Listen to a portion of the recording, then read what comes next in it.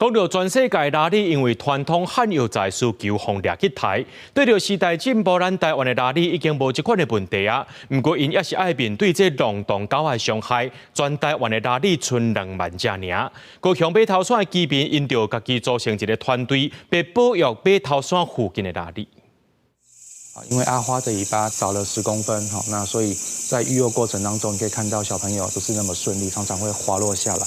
这只拉力妈妈伊的名叫做阿花，因为要遛捡流浪狗，夹到长去，造成伊饲囡仔有真大的困难。画面中会当看到细只的拉力，无简单才爬去妈妈的身躯顶，无几秒钟随摔落来，对另外一个角度搁试一摆，真正规只摔落去山骹。我是讲老啊细只才过水的。长期关心拉力的马头山居民，伫路边捡到马溜长去的阿花，细力家照顾，搁找着来研究拉力的教授，斗阵讨论要安怎保护阿花。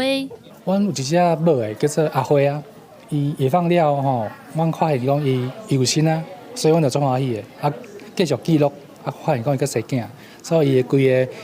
生囝怀孕的过程，咱拢甲记录落来。台湾拉力是台湾珍贵稀有的特有种，目前全台敢若剩2万只。早期互人错误认为伊的壳有重要的价值，互人大量掠去台。即马经过政府的宣传，虽然台湾无人甲伊掠去做中药材，不过目前面对的新挑战就是流浪狗会甲因伤害。国外主要都是非法的捕猎、非法走私的问题。咱台湾主要问题就是路杀跟